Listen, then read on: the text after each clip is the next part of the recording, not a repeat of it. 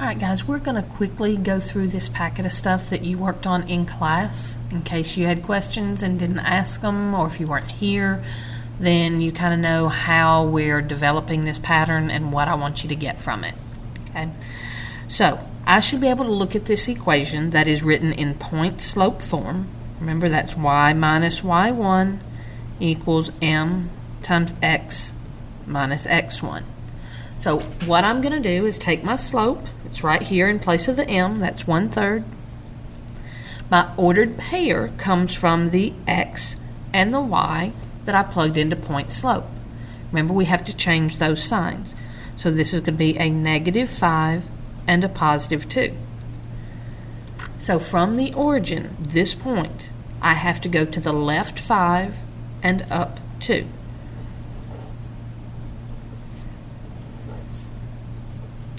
And from there, we're going to use our slope to graph it. All right, next question, exact same type question. My slope this time is -2. A point on this line is going to be -4, -7. I just changed those signs. And when, I ask how far is this point from the origin and what directions, well, to get -4, I'm going to have to go left 4. -7 means I have to go down 7. So now, the next question asks us to work with this exact same equation, just to rearrange it a little bit. Okay, all I'm going to do is get the y by itself, which means I'm just going to have to subtract 7 from both sides. I'm not going to distribute the -2. So my new equation will be y equals -2 times x plus 4 minus 7. So now, my slope is still -2.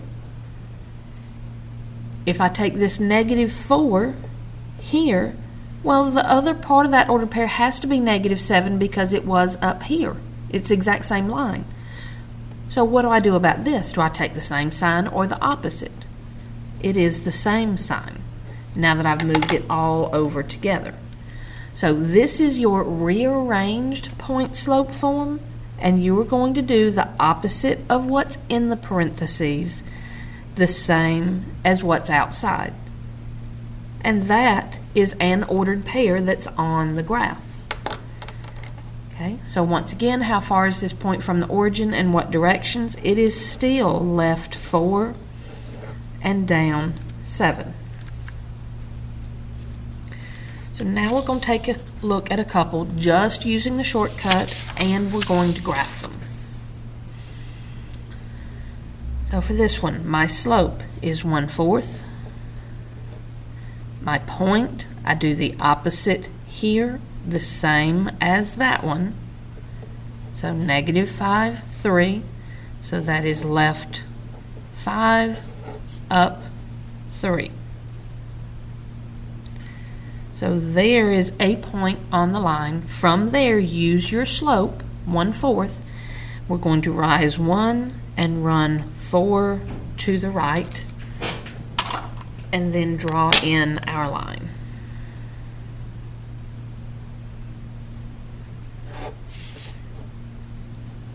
There you go. You don't have to have it in slope-intercept form to graph. You can graph this from point slope or this rearranged form. Next one. My slope, you can see, is -2/3. My point, I know I have to do the opposite of what's in the parentheses, but what's after the parentheses? There's nothing. So it's like there's a +0 here. So the other part of my ordered pair is 0. So -5, 0. So that is going to be left 5, and up and down doesn't matter, it is 0. So left 5, up 0. Use your slope. We're going to go down 2 and right 3. You've got to remember that when your slope is negative, that negative goes with either the top or the bottom, not both. And a line with negative slope should be going downhill as you move from left to right.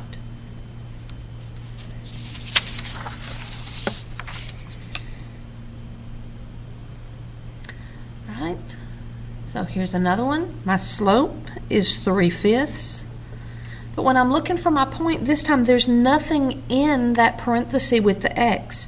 So that part's a 0, and then do the same sign as the one outside. That is an ordered pair that's on my line. Okay. You can also notice that this is actually slope-intercept form.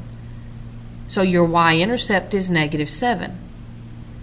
That, as an ordered pair, is 0, -7. Okay, so once again, right and left is 0. I didn't move right or left at all. But then I'm going to move down 7.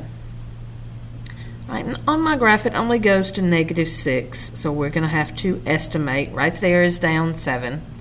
Now go up 1, 2, 3, and right 5.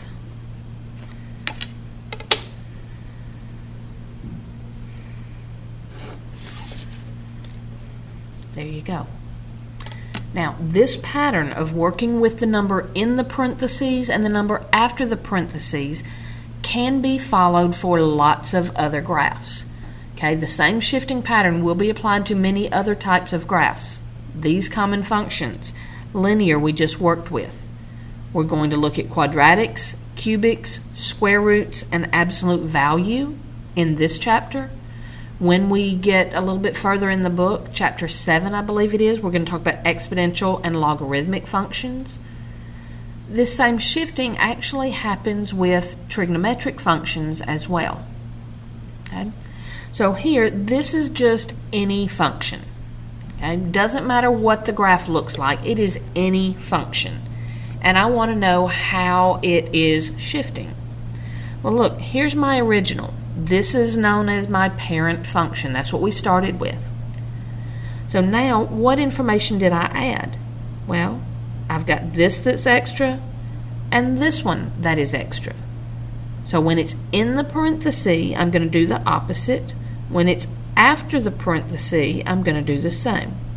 So this is an ordered pair that is on the line, or on the graph, whatever it happens to be. So to figure out where that point is, or to shift any point from the original graph, you're going to move them right 1, up 6. That's how everything is shifted. If you've got a point on the origin, it's going to move to this point. But any other point on the graph, you're just going to take it and go right 1, up 6, and put a new point. Alright, so that is the first half of this video. We're going to come back with the quadratic part in just a minute.